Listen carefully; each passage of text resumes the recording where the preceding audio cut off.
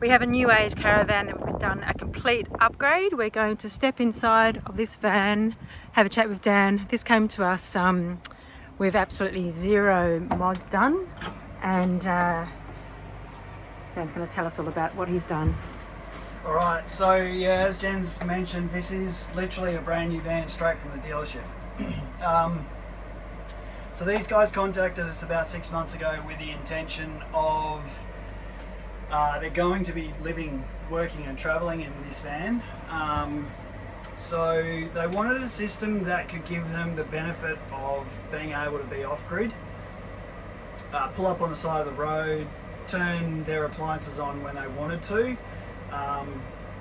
They didn't necessarily want to run their air conditioner. They wanted to have the option of doing that, but that's not their intention. They don't want to sit around inside the van when it's, you know, hot and have the air conditioner running, but they wanted the capability to be able to do it. So with this one, what we did was thought about how to best utilize you know, the system, keep it relatively budget conscious and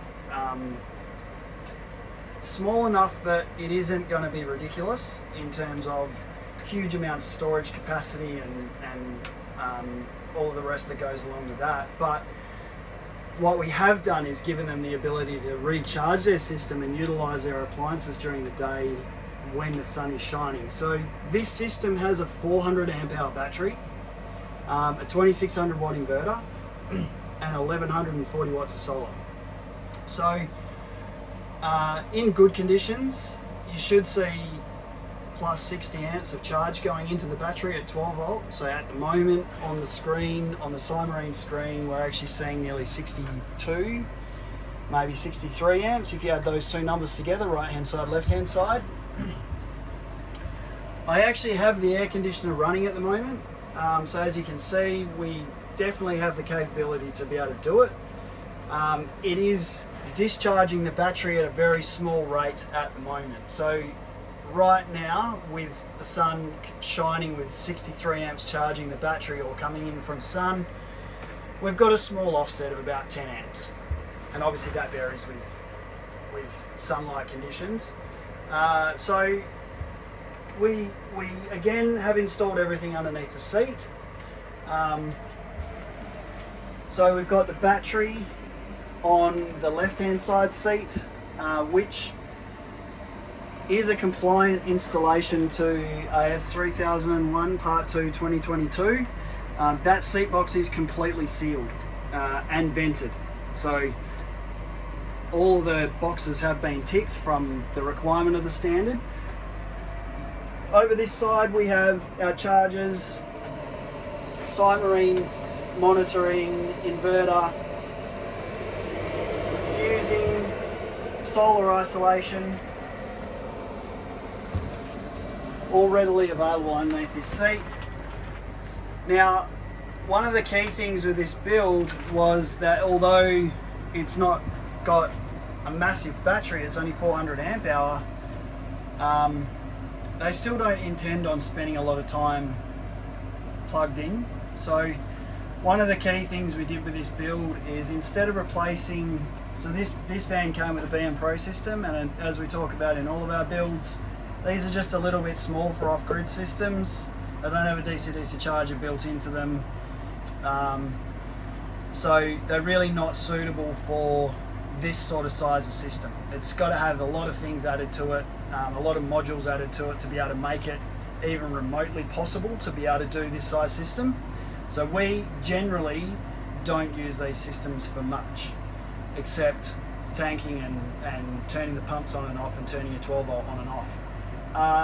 However, in this build, we've actually utilised the 240 volt charger that's built in, so it is a 30 amp charger.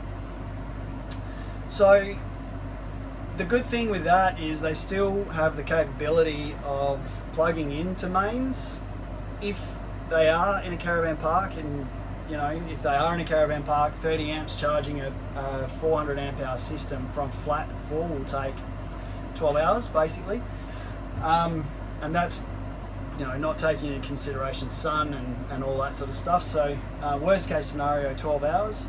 So even that, you're going to spend longer than 12 hours in a caravan park. So 30 amps for this particular system where they already own the lithium compatible 240 volt charger, perfect, no problems. As I said, they're not going to use it very often, so it's there should they need it. The other thing that we've done, which is a normal part of our build, is to utilize the Enerdrive DC-DC charger as a solar regulator for the portable panels, so they can plug in more panels outside. Usually we sort of say to people, you can carry around a 200 watt blanket or something like that, just in case you're parked in the shade. You can throw out another blanket and it'll give you a little bit more recharge. With this one as well, because this BM Pro already was wired up from the rooftop solar and also had wired in an Anderson plug for a portable panel as well, we've actually left that.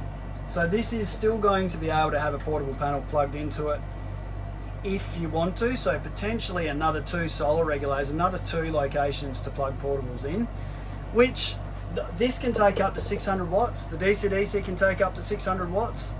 So prospectively you can have over 2 kilowatts of solar plugged into this van, which is more than enough for that battery. The battery can handle that sort of charge, but it's a lot. So if you were ever going to do that, you were going to be running your air conditioner, heating your hot water, running your kitchen appliances all during the day, trying to not take anything out of your battery, basically. This one has our Cymarine package. As we saw at the start of the video, we have mounted it up here on the wall. As you can see up here, there's no space. One of the owners is a little bit vertically challenged, so she was pretty keen on not having it up in the overhead cupboard, so she couldn't reach it. So we decided that the side of the cupboard is probably the way to go. The side of the fridge is probably the way to go. Lady friendly height. Lady friendly height, yep. So we can access the inverter controller, access all the information on Cymarine over here. So that's a really nice height for usability in the kitchen area. As you can see, this is sort of where you've got your power points. Turn your inverter on here. You can do what you need to do. Make a coffee, use your induction if you've got an induction cooker. Obviously they've got the microwave. So with Cymarine in this build, it's always done as per making sure that we can monitor all the information we need to monitor. So both strings of solar down through a shunt. So it's not just one reading, it's not just how much is coming in and out overall, it's actually individually looking at left hand side and right hand side. So again, I've split this van up, left hand side, right hand side, so you can see the effect shade will have on each side of the caravan, and whether you've got portables plugged in, we can monitor that. So we can obviously monitor our DC-DC charger through here, and I've also taken the BM Pro through that as well. So any load that comes out, like for example the fridge or the lights or your pump, any of those sort of loads, they'll come out through that channel, so you can see how much is coming out. Then if you're plugged into mains or you've got a portable panel plugged in, that'll turn blue and it'll be charging the battery, so you can actually see how much is coming in from that as well. The other thing I've done with this one is I've given an ambient temp, which is outside, so right now 24 degrees, not too bad. As I say, we've got the air conditioner running on the van at the moment, and we are discharging the battery at about 25 amps, 20 to 25 amps.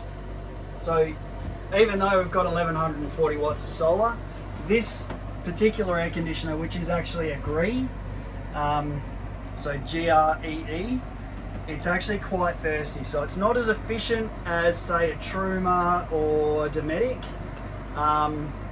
It uses a little bit more wattage when it's running. So obviously that'll take out of the battery a little bit quicker than, say, one of the other more efficient air conditioners. So all in all, a very usable, very specifically designed system for the owner.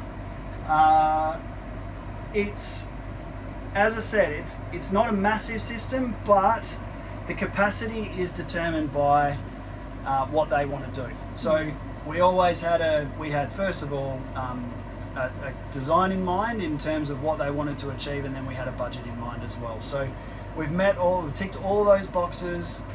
The other thing we did do as well, we installed the customer's Dometic DRS for them. So that's a bit different to say a Caravan or a Gusto where they're powered. This one's not. This requires you to be driving down the road for it to actually force air in. It is a filtered dust reduction system. I don't have any experience with them. It was easy enough to install.